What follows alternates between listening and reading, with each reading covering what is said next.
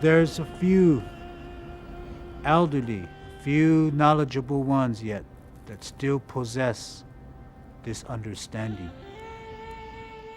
And the younger generation must learn these things from these ones, these knowledgeable ones. The keepers of the wisdom keepers of the knowledge, for they have many of the answers that the whole world is looking for.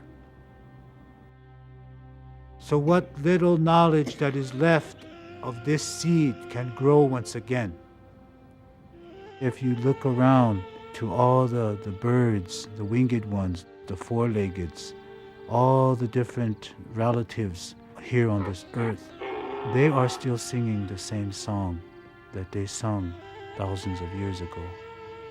And it is only the two-legged now who has wandered off the sacred path and is abusing the sacredness in this world. The Great Spirit gave him the gift of taking care of other things. He gave him the understanding, the sacred power to decide. So the two-leggeds has to get back on the red road again. They must teach their children these things. They must bring this awareness to the world so that we can once again see a bright future for our children. So we have to humble ourselves and put generosity in our hearts and pray for that understanding. And in that way, in the eyes of the Creator, we put ourselves above no one, but we put ourselves equally with everything, all living things in the world. It is the wish of the elders and many of our people that we try to pray and once again focus back on the original instructions that were given to us. But we must prepare ourselves first for this great understanding. And it is told by old ones that many, many races of people will gather. The black man, the white man, the yellow man. They will all come. And now they are all here.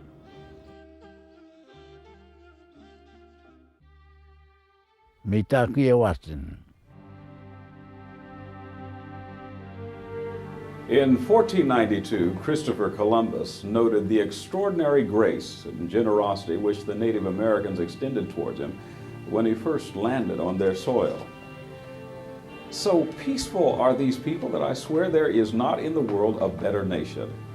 They love their neighbors as themselves, and their words are always gentle and accompanied by a smile. Hardly the savages they have been characterized as.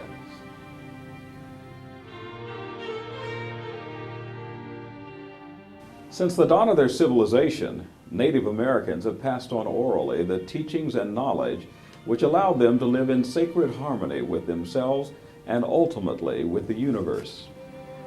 This knowledge has been entrusted over the eons to ancient sacred ones, or wisdom keepers, miracle performers of miracles. Native Americans called these sacred ones Yuwipi men, because they understood the connection between the cosmos and its energy, the spirit and power behind all things. They conveyed this wisdom to their people, who incorporated it into a way of life, a path of right living where every moment, every breath is precious, which they call walking the red road. The Lakota way of the red road means literally to walk the talk, investing every step with clarity, purpose, and concern for the universe around them. Yet as man has become more sophisticated and educated, he has not evolved. Our soul has become immersed in external things, possessions and power. We blame others for not doing what we ourselves cannot do. The elders say that we walk the black road. Man has lost his way. The Lakota wisdom keepers have silently watched how our mindless stumbling along the black road is pushing mankind headlong towards events of cataclysmic proportion. The need for an awakening and thereby healing is so great, in fact, that for the first time in history, reaching back thousands of years, they are sharing some of their most sacred teachings in an effort to help each of us get back on the red road. Access to practices and oral traditions of Lakota holy men and teachers is extremely rare. It's becoming more so in the face of an increasingly mechanical modern society in which the number of these Yuwipi men, these teachers, is declining. But the way still remains for those willing enough to seek it.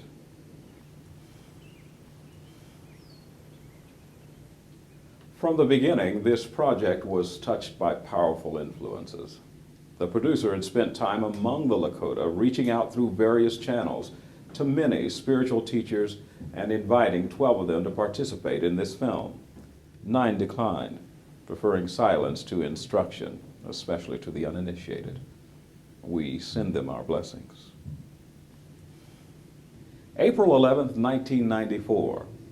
3 Lakota elders from the Black Hills of South Dakota, Joe Flying By, Dave Chief, and Leroy Curley arrived. Each one came to share knowledge and teachings in an effort to guide men on the path of the Red Road. Another challenge faced the filmmaker. 2 of the elders preferred to speak in the Lakota language.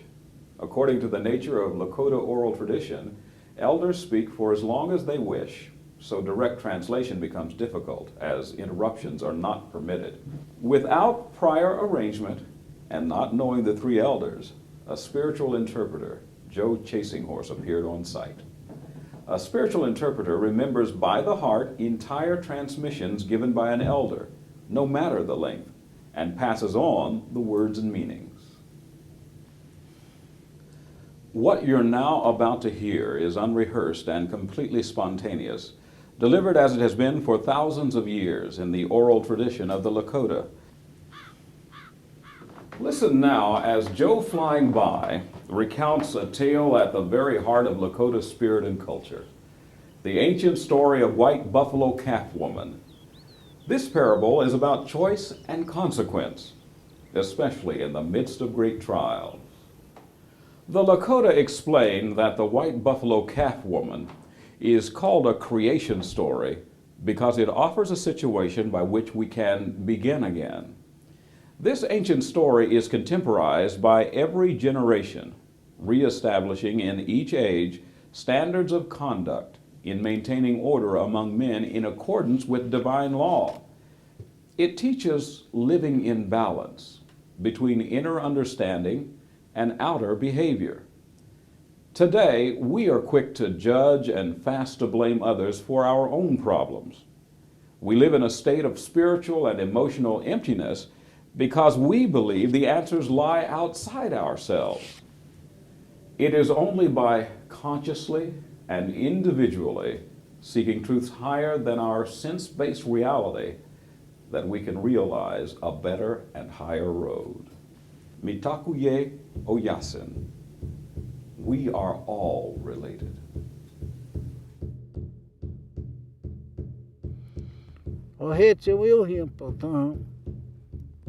And it is told that there were 2 warriors that were out hunting for food. And they seen something coming. It was a beautiful young Lakota woman. One of these warriors saw this woman was not walking on the ground.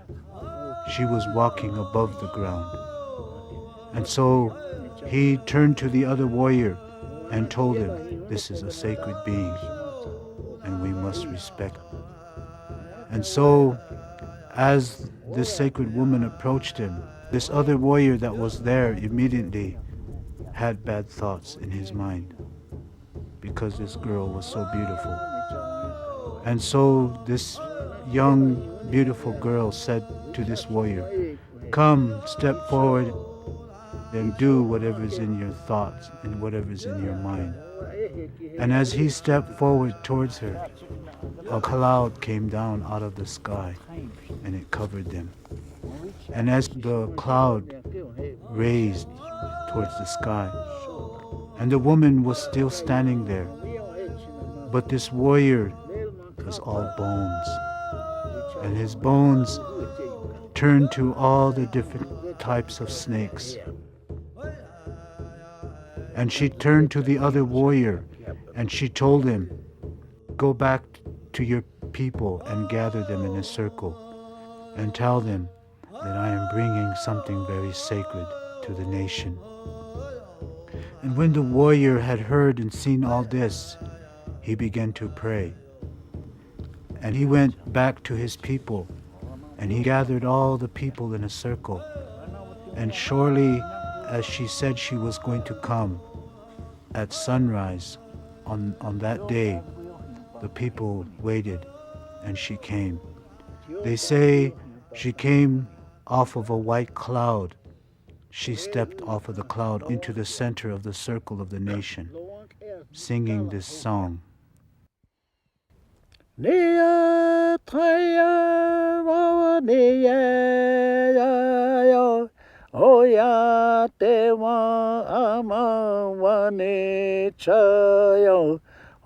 Prepare yourself, for what I have brought here is for the future generations.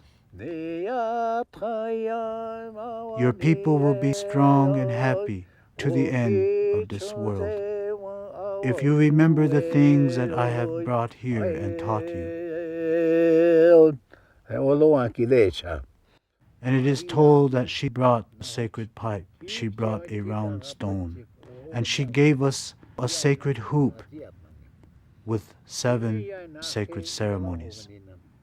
And along with this sacred hoop, there was a great teaching of how the sacred hoop is connected here with the Black Hills. And she said that all the stars, the movement of the stars, would be connected here with this sacred place. And she said there would be a time when the Lakota people will walk through a great difficult road. And so during that time, we would need these sacred teachings and this sacred bundle. And she left the circle, she rolled on the ground, and as she rolled and stood up, she became a white buffalo calf. And she rolled once again on the earth, and as she stood up, she was a yellow buffalo. The third time, she became a red buffalo. On the fourth time, she became a black buffalo. And then she turned and she went over the sacred mountain. And that was the last time that they seen her. And so these things were foretold long ago. And that if we took care of these sacred things and took care of this sacred place, that there would come a day again when the sacred hoop would be mended, and that there will be once again a time of great harmony and a great beauty among our people. And so that is why I stand here on this sacred mountain, on this sacred land, and I tell these things because these are the things that I want too for my people in the coming time. So the two-leggeds has to get back on the red road again. They must teach their children these things. They must bring this awareness to the world so that we can once again see a bright future for our children.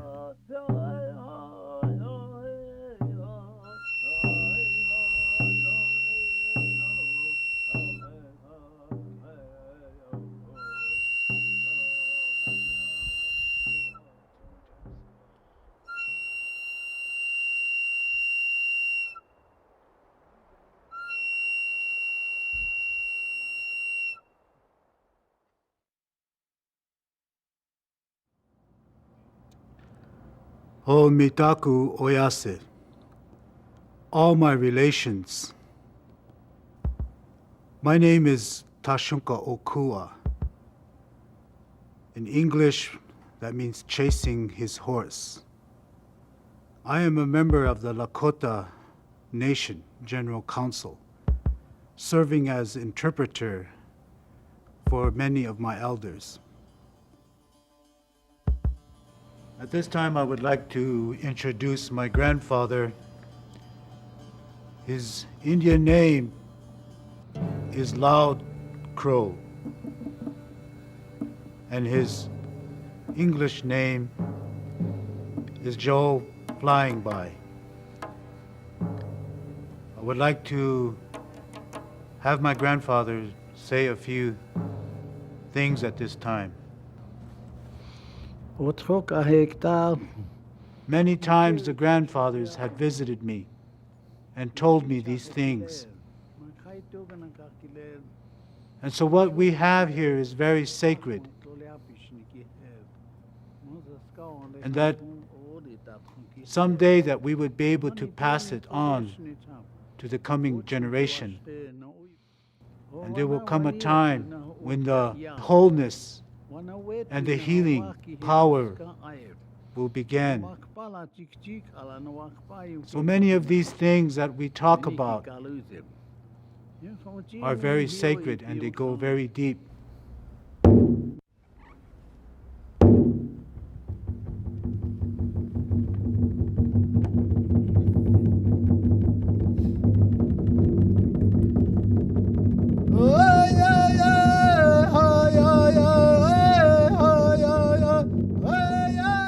This drum is like the sound of the thunder beings, the heartbeat of our Mother Earth.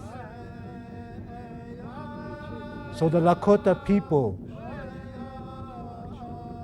too, they carry this sound, this thunder, this heartbeat. They carry it within their hearts. The roundness of this drum is a reflection of the creation. And this drum is used for Sundance. And this drum is used to make beautiful music. And this drum is used for dancing, for when all the people can come together and be happy and dance and be as one.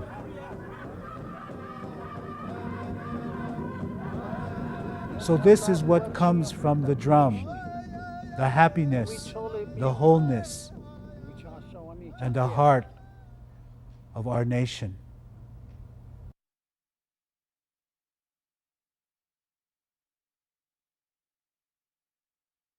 The sacred staff here in which we have wapaha, they call it in our language. Not many men in this world are worthy of carrying the sacred staff. He who carries this staff must know how to lead the people.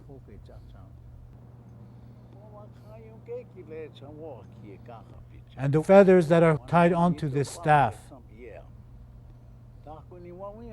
depending on how many great things that this man had done, that's how many feathers will be tied to this staff.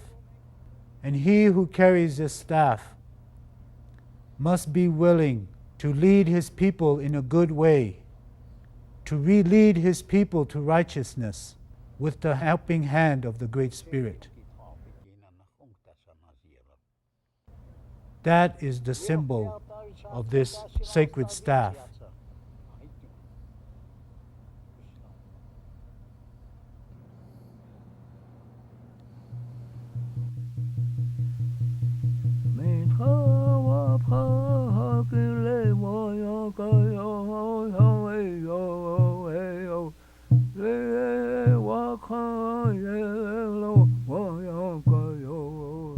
And the sacred headdress symbolizing the creation once again. of the earth and of the nation. And all the feathers that extend from this buffalo hide represents the Oyate, the people who once used to camp in huge circles, and the man who wore this headdress camped in the very center of this encampment. Many great warriors know how hard it is to earn these sacred feathers. For each one that is connected onto this headdress has a meaning and had to be earned through great deeds.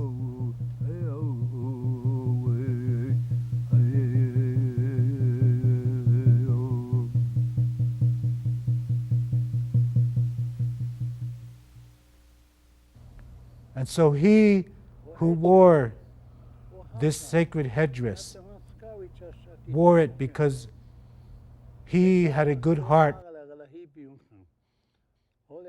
and was worthy in the eyes of the people and in the eyes of the great mystery.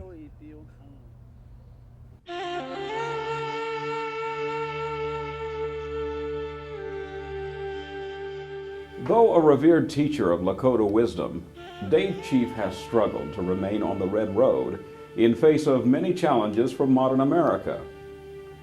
What he found on his journey is that society's external controls like money, organized religion, and modern medicine ignore the natural connection between man, earth, and the universe.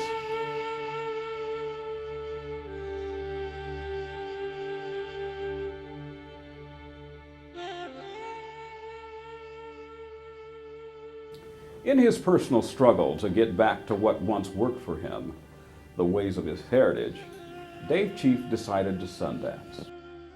Sundance is one of the 7 sacred ceremonies brought to the Lakota by White Buffalo Calf Woman. For 4 days, without food or water, the warrior dances and prays. He then offers his body, his one true possession, piercing his flesh as sacrifice for his people. He takes upon himself the suffering that might otherwise befall them. Sundance is not about suffering or ritual. It is about our continual preparation and commitment to others through overcoming ego, to love beyond your self-love.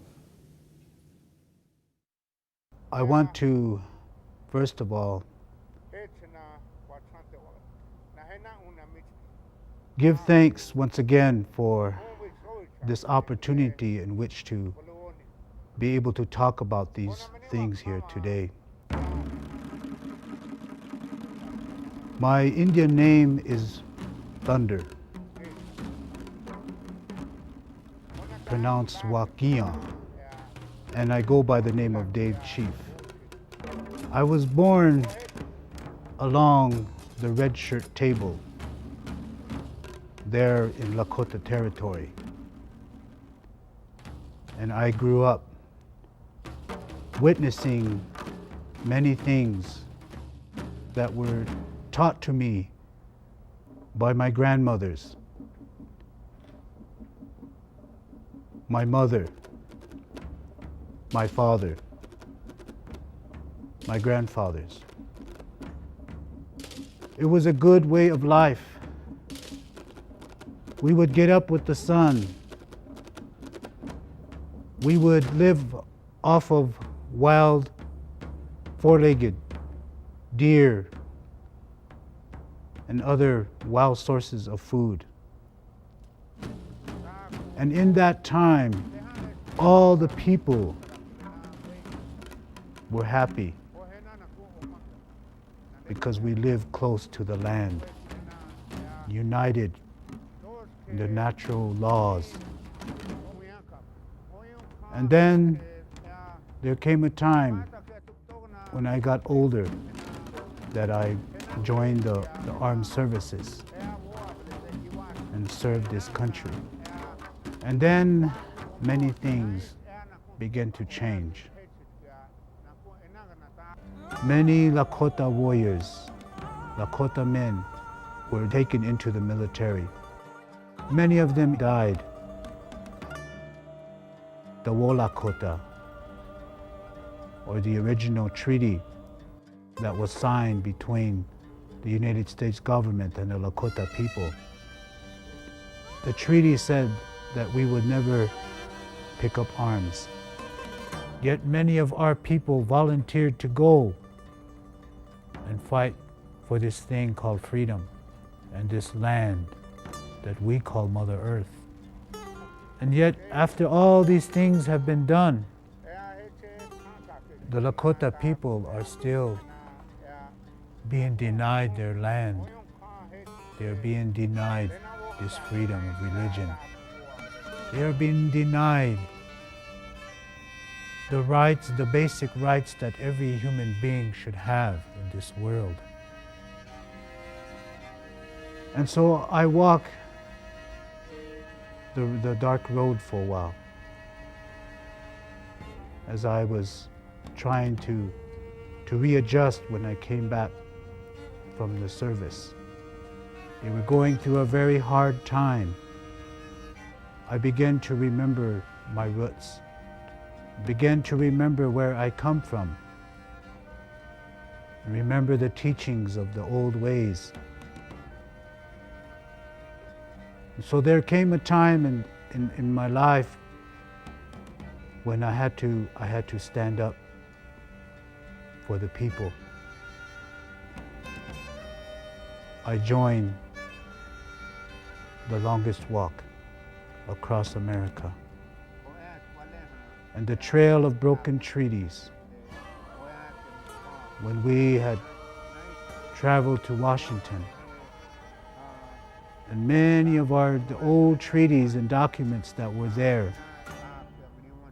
And so, because they didn't want us to know these things about our land and our treaty rights and our sovereign rights, they began an investigation.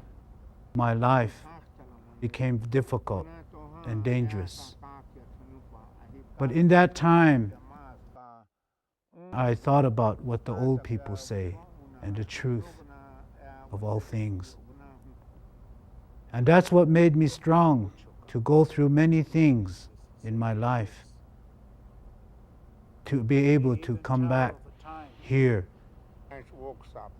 and stand up for my people.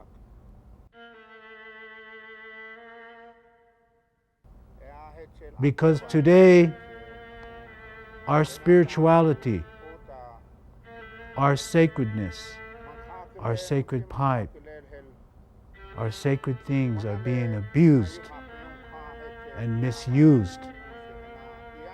But I want to remind us all once again of the original instructions that were brought to us long ago, and the knowledge and the understanding that the old people gave us. Never sell the sacred pipe.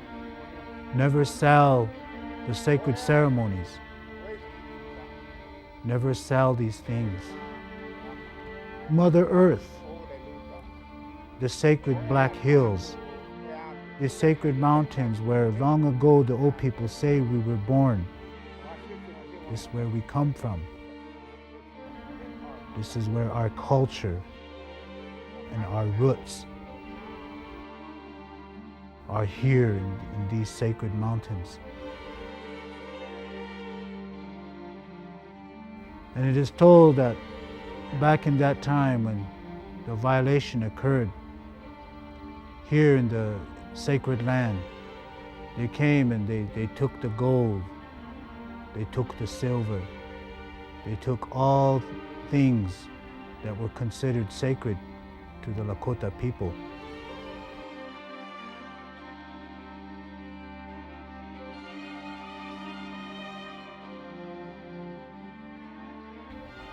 So the United States government must return these sacred lands to the rightful guardians, the rightful caretakers of these sacred lands.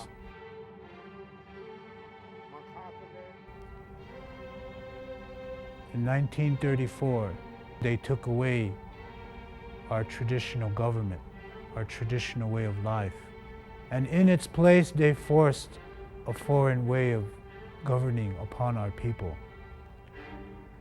And now we have what they call tribal governments that are recognized by the federal government. But this was not our way. They did not give us the opportunity to voice our concerns. Many other things began to influence our people to walk the Black Road. Money. We did not need money back in those times to live. We Lakota people, they did not know what these things were. But today, now, money, they use it as a tool of destruction as well. To sell our pipes, to sell our spirituality.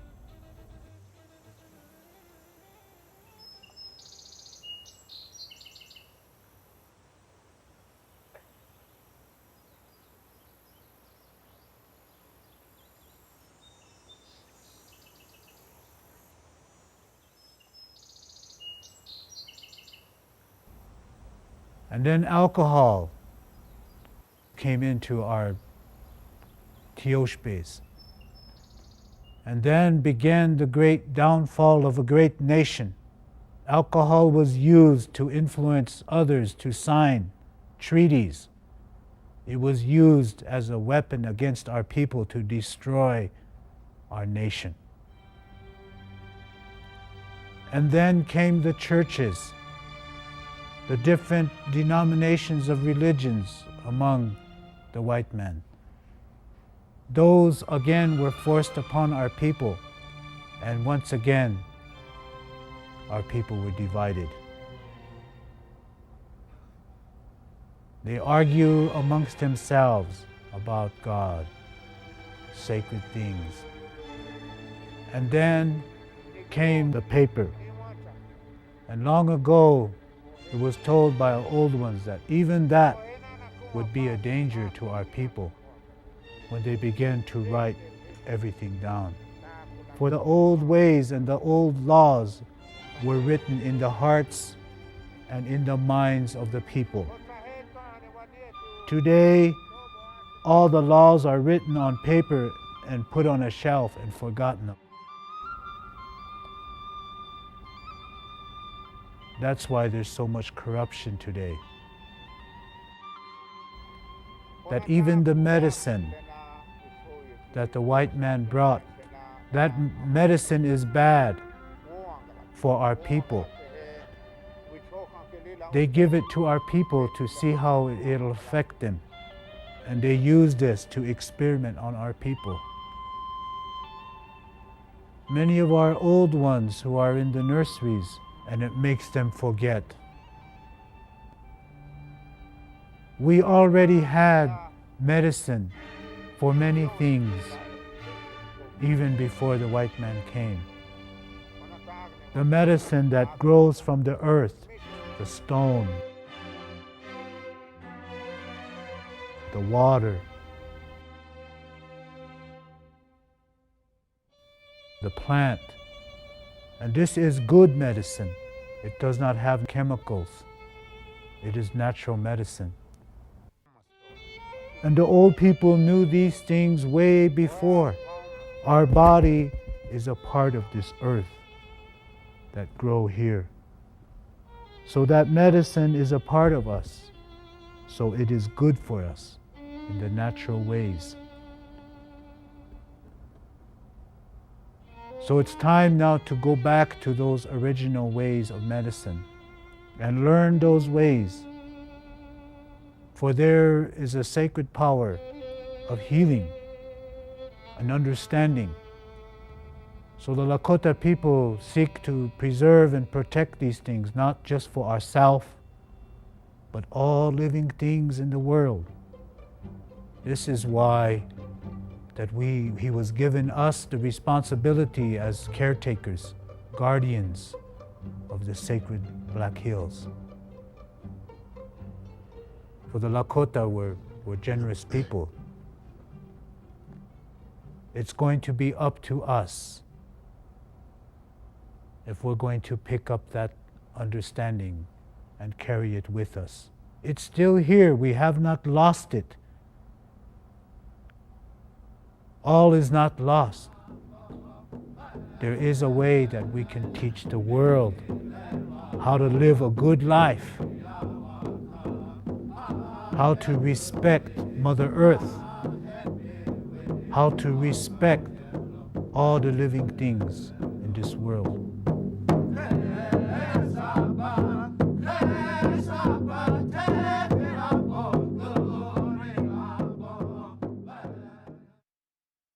I traveled many places all over this land, and as I came back, I had decided to Sundance.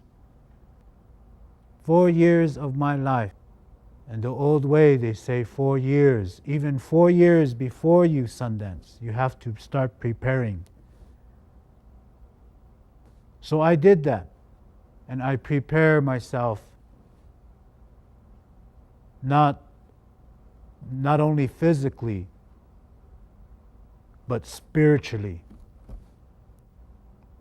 That way, when I go into the sacred Sundance for 4 years, I pray for health and life in unity and understanding of all my people. Not only my people, but all things in the world that I pray for. Even the four-legged, the winged, those that swim, the crawl, even the ant. I pray for all things in the world. And there are many who Sundance and do not finish, they fall, and they blame it on maybe somebody else. Oh, he's there, so she's there, so I fell. There's nobody to blame. You could not put the blame on anyone but yourself. Because if you did not prepare yourself, and if you fell, then it was because you did not prepare your body. Today, there are many Sundances that are being misused and abused. Long ago, there was only one Sundance among the Lakota people. And each nation had a representative that participated. He had to be generous and kind in his heart.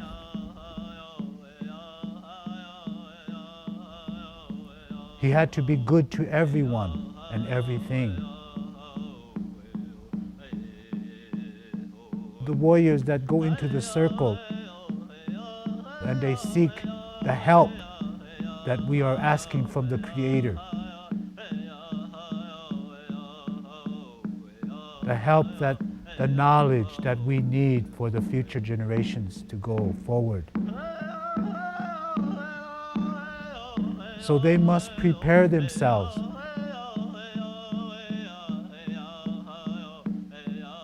And do it in the right way.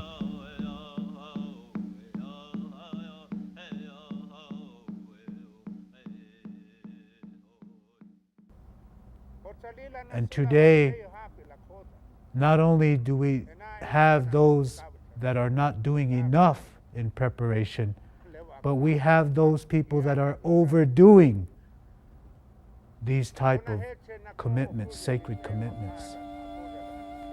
But they miss the understanding of it all, of what it really is to mean to Sundance. It's not to put yourself above anyone, but to put yourself equal with an ant. For that's how small we are in the eyes of the Creator. So we have to humble ourselves and put generosity in our hearts and pray for that understanding that we humble ourselves just like a little ant. And in that way, in the eyes of the Creator, we put ourselves above no one. But we put ourselves equally with everything, all living things in the world.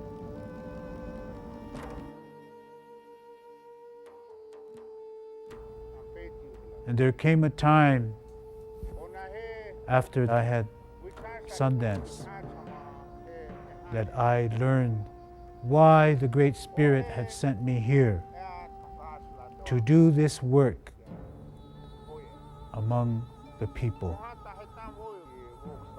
That through this message that we want to share, the future generations can carry on these sacred things. For many of the knowledge and the power that the Lakota people possess is directly connected with this sacred land that we call Mother Earth. Now, we have to share these things, not only for the survival of the Lakota people, but for the whole world, for this whole earth. And the old people told us even that if we're going to call somebody our friend, we say kola in our language. But if you're going to say kola, that is a very serious word.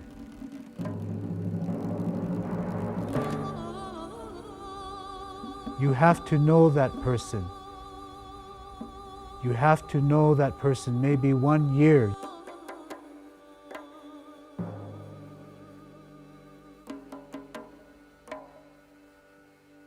You have to see how this person walks his life. See how this person lives his life.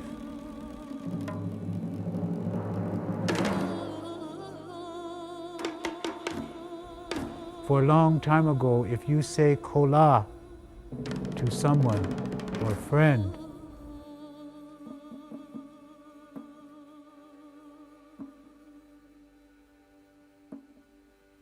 you have to be willing to give your life.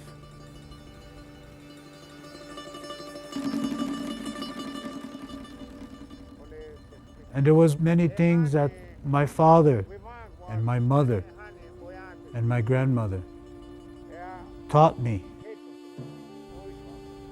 Every moment, every breath was a prayer. Every walk, every step of the way is a prayer. From the time that they're born to the time when they go to the eternal sleep, they walk a prayer, a way of life. So even prayer today may be misunderstood in a lot of ways. Because the Lakota way of life, your whole life is a prayer. Your body is the sacred pipe.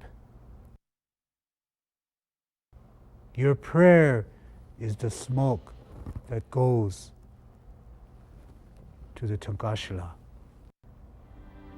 But it is a dream and a vision and a prayer of mine that through these few words and with what little knowledge that I have, that I can send out this voice, that there might come a day and a generation again that will pick up these ancient and beautiful ways and carry them. That there might be those out there that might see and hear my words and be able to understand that we are all just human beings. And being that we are all human beings, we have a heart, we have a mind and a spirit. Gifts that were given to us by the Great Spirit so that we would be able to grow and live good lives.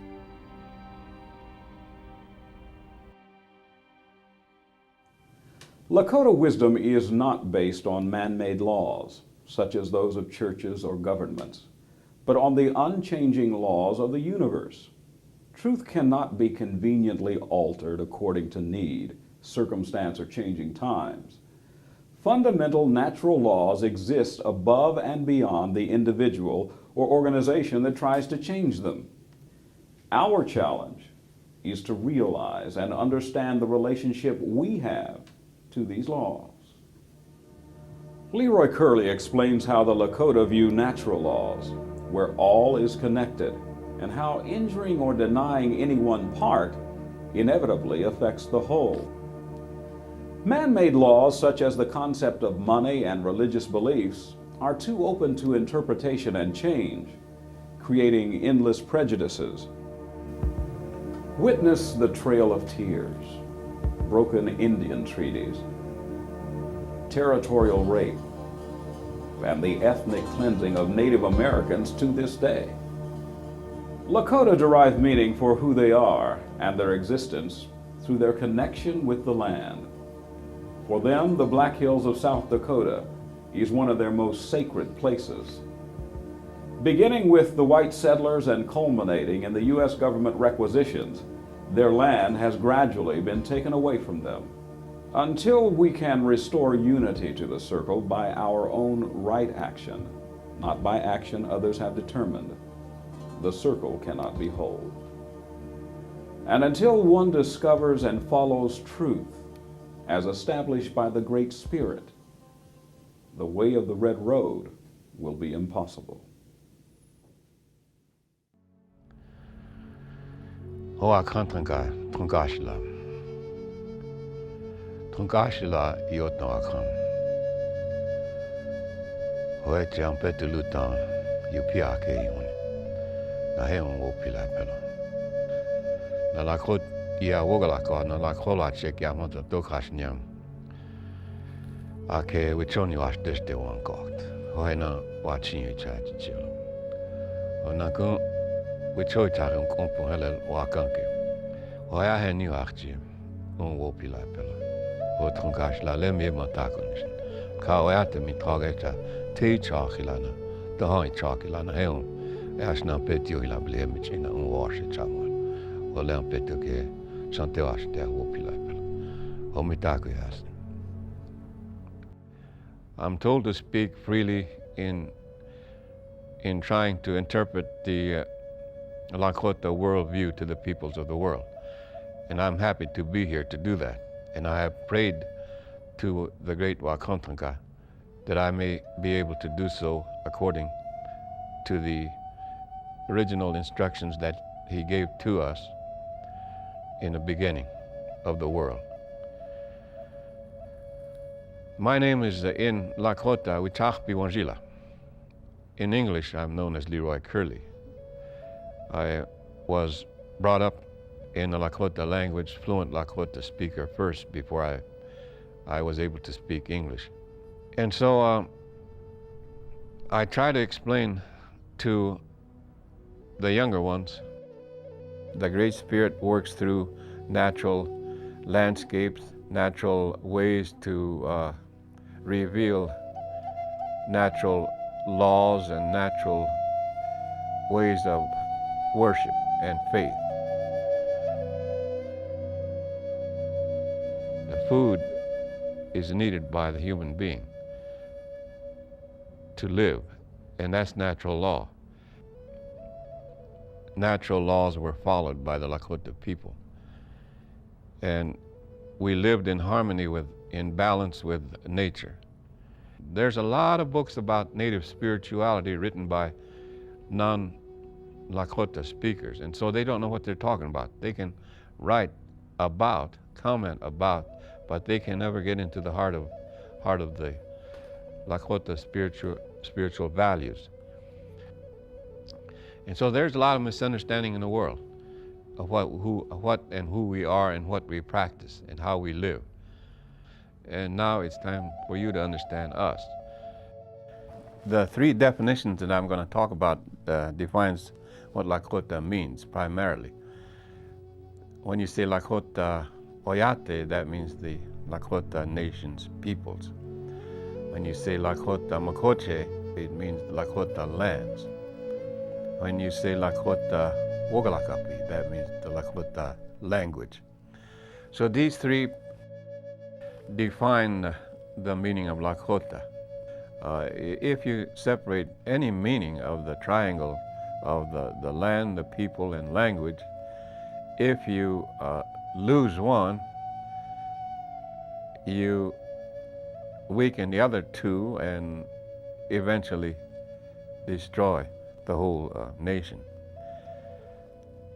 Also, the two meanings are reduced to one. The Lakota Oyate and the Lakota Makoche are both sacred, and that the sacredness comes from the sacred above, the great Wakantranka, the great Holy Spirit, and so it comes down to one meaning of who or what is Lakota when we consider who we are. The most important reason for why I'm here today is, of course, the Lakota Oyate and the Lakota Makoche, the two related reasons why I'm here, the peoples of the Lakota Nation and the lands of the Lakota Nation. They are related, and so we must restore especially the Black Hills. I have yet to speak directly on the Black Hills question. The Black Hills are written in black and white. According to the Constitution of the United States, the Treaty of 1868, the Treaty of 1851, they're all laws of the land according to the United States Constitution, in fact, supreme law of the land. The United States government cannot unilaterally change that fact. And we can't change that fact, but yet they have been doing that through obtaining fraudulent signatures and not even getting the required number of signatures. 3/4 of the adult males of the Lakota Nation must approve every land cession that has happened in the past. 3/4 have never signed it. It was a minority who signed it, and they took it back to Washington and said that was a valid cession of lands. And so they've been taking land away from us illegally, according to international law.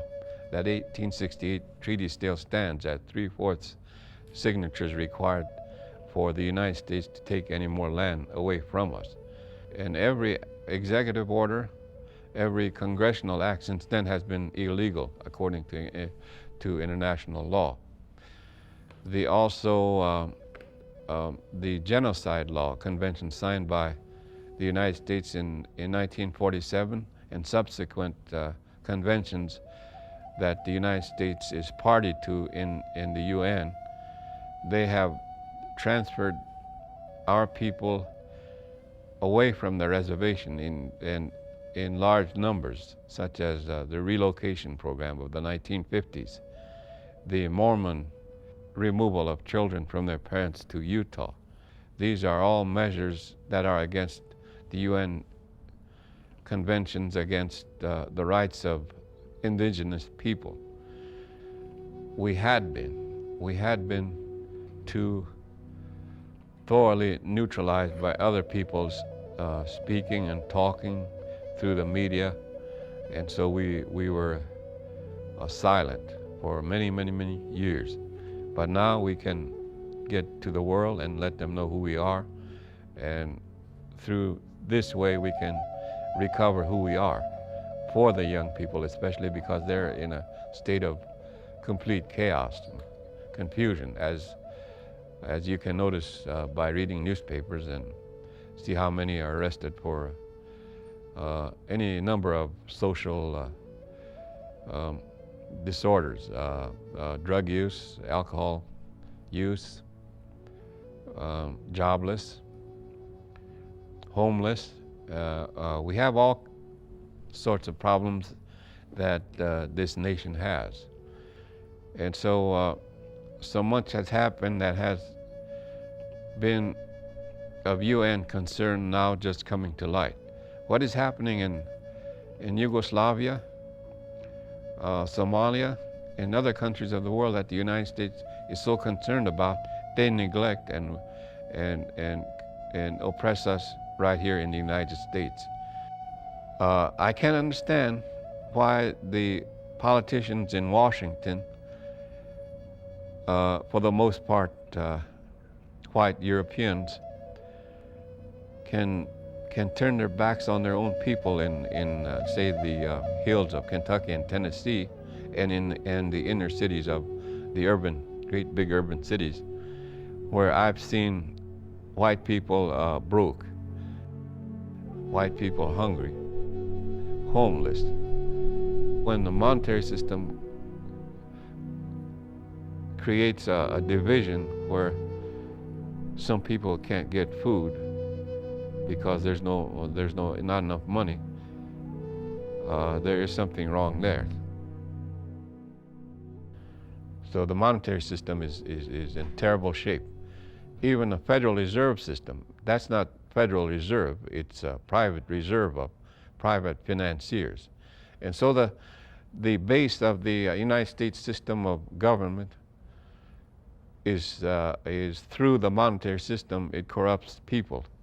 It corrupts senators and congressmen because the financiers, the background money men and women, control the Congress.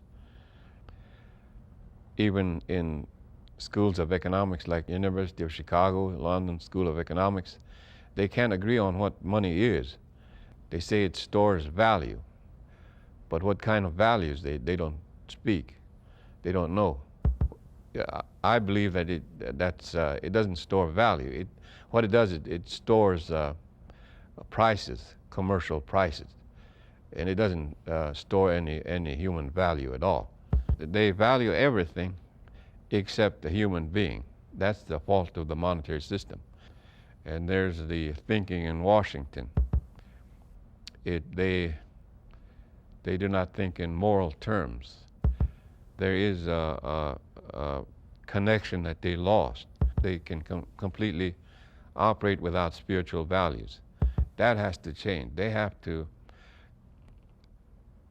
practice law and international law, United States law, as well as United Nations law, all the same.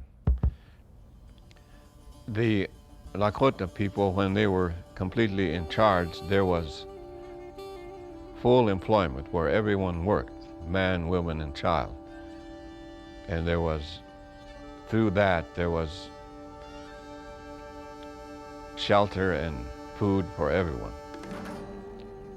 And so we had a great, prosperous way of life.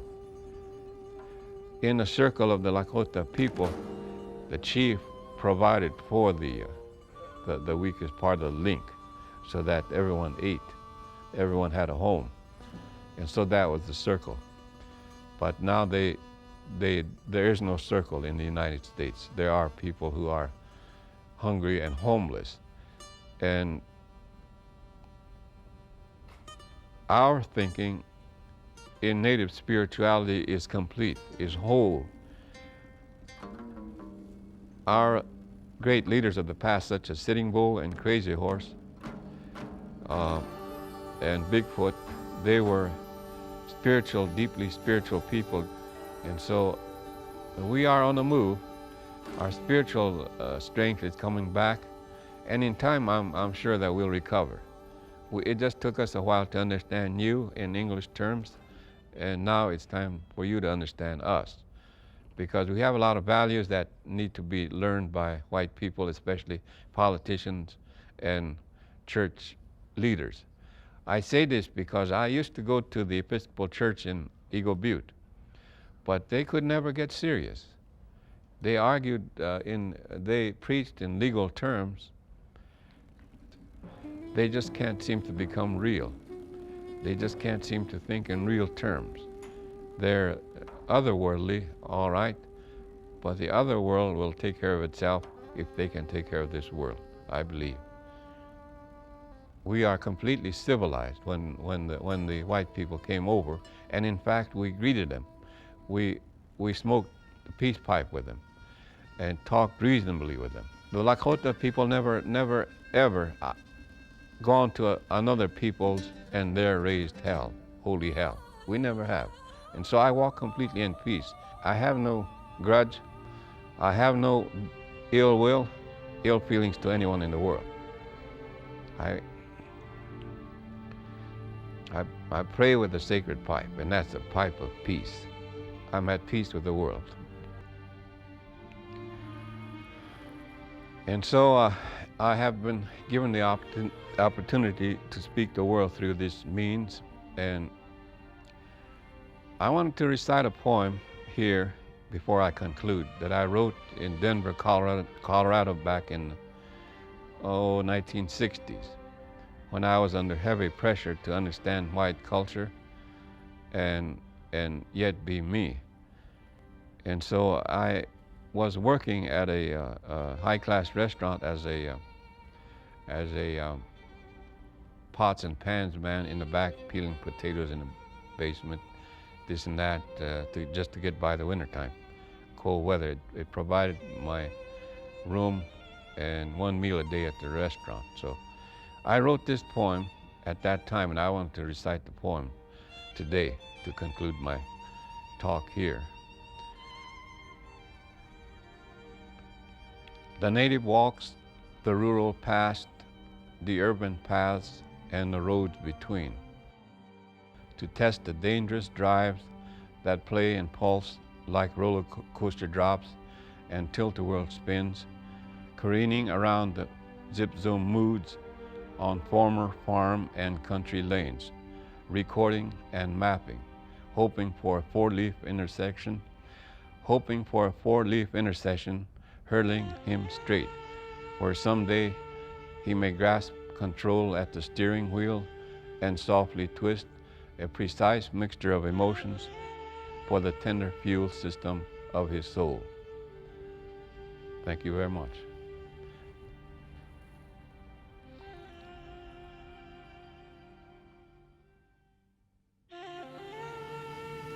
We have to learn to walk.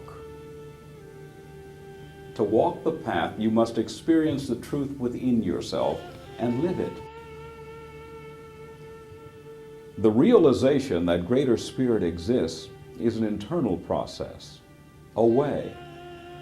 It is the way of the red road, the path of unity of all things.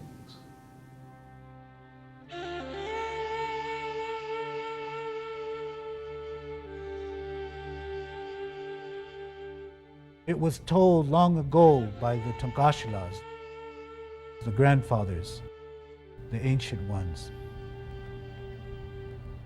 And there would come a time when the Lakota people would have no chiefs, for all the chiefs were killed. And so in that time, there was a song that the people had in memory, in memorial, to these great leaders and the chiefs of yesterday.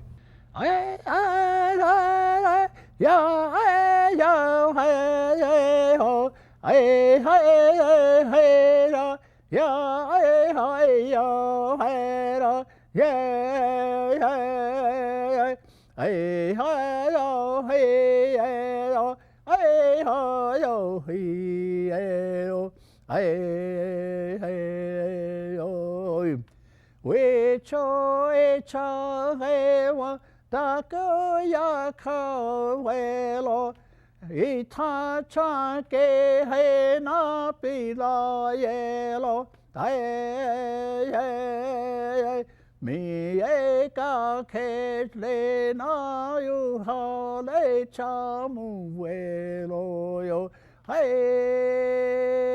ho hey hey ho hey hey hey hey hey hey hey ho hey hey ho hey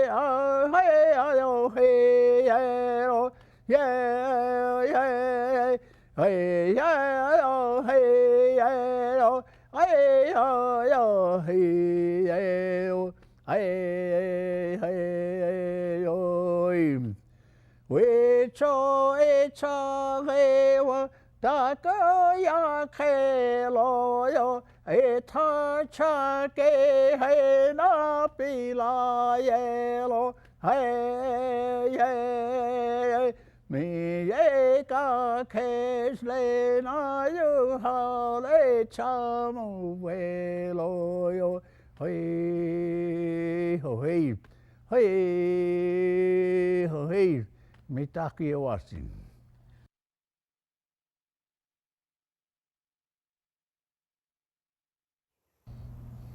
But this is me sitting here and doing this, sending this voice,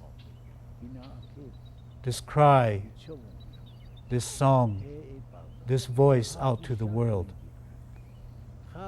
that others may see and understand that we must try to uphold the culture, the language, the songs, the beauty of this way of life, and seek to protect our Mother Earth.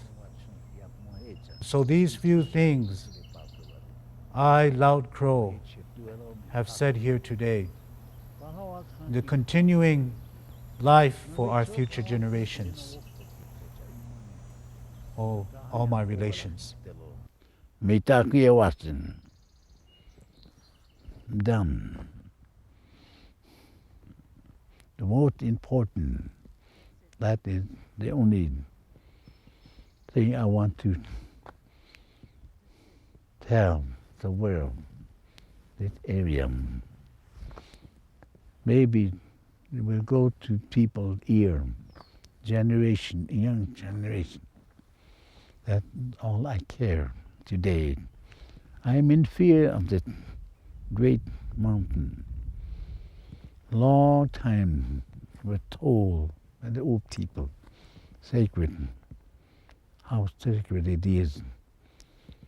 You see, when we have ceremony, prayer, the eagle were coming and they circle about.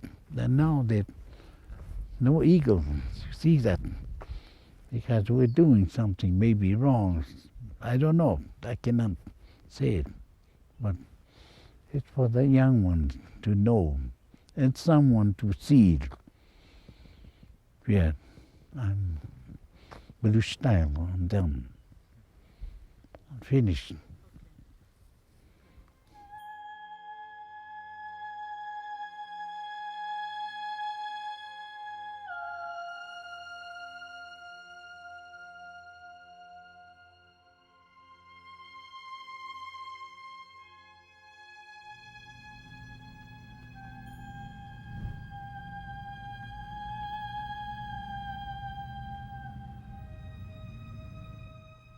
All my relations, all my relatives.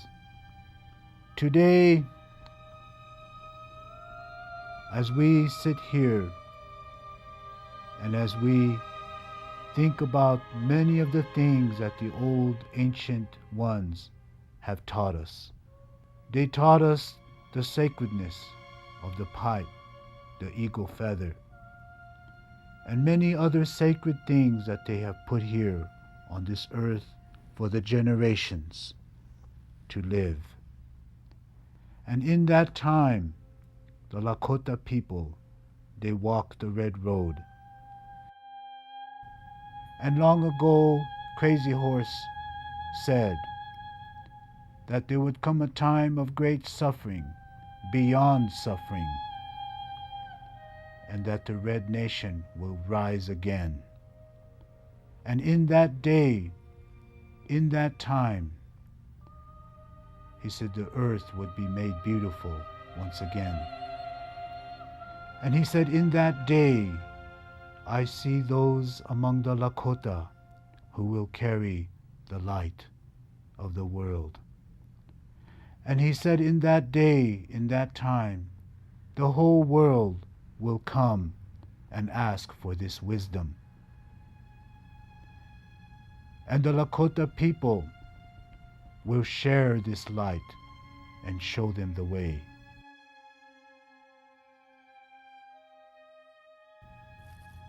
So I'm going now to pass this sacred feather on to the coming generation, so that they too will carry